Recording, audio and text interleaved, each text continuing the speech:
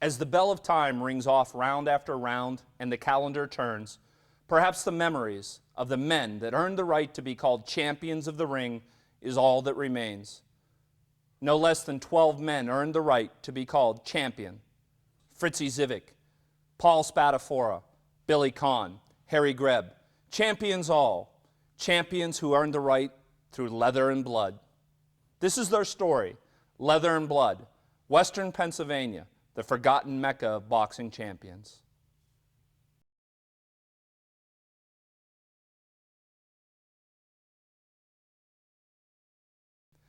In the 1952 classic movie, The Quiet Man, John Wayne plays the fighter Shawn Thornton.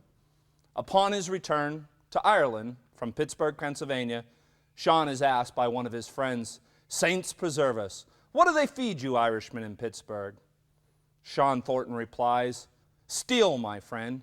Steel and pig iron furnaces so hot they'll make you forget your fear of hell." Western Pennsylvania has a long and storied history of sport.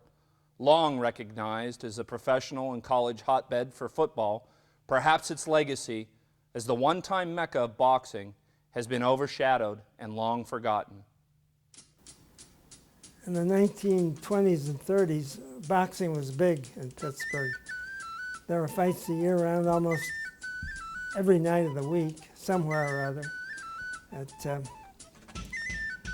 Duquesne Gardens, Motor Square Garden on Baum Boulevard, and in almost any building that had room to seat a couple of hundred people. You'd have. It all began in the 1920s when George Chipp and Frank Klaus earned the first championship belts. Soon on their heels emerged perhaps the greatest middleweight champion of all time, Harry Greb.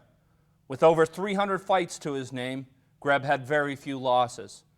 It was only learned later on that Greb had been fighting blind in one eye for most of his career. Greb was known as the Pittsburgh Windmill.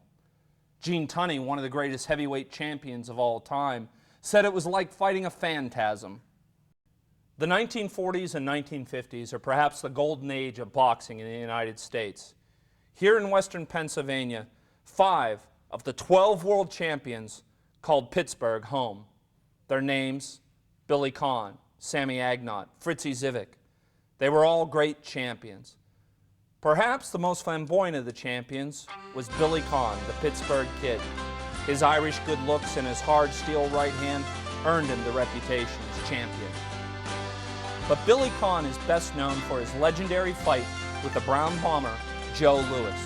For round after round, Billy Conn took it to Joe Louis. The world was stunned. Conn would hit with left, right, and he danced beautifully. But in the final round, his trainers told him, "You've got it, Billy, stay away from him." But perhaps his Irish pride got in the way.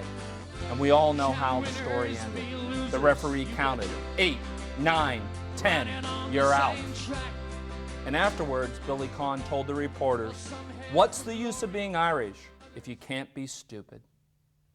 As time marched on, 2 more champions emerged from Western Pennsylvania. Heavyweight champion Michael Moore, most famously known for his fight with George Foreman that didn't go so well. And also in the 1990s, a resurgence of boxing's greatness returned to the streets of Western Pennsylvania when IBF lightweight champion Paul Spadafora took to the ring. Chants of "Spatty, Spatty, Spatty" filled his fights, and the city regained a sense of its long-lost history.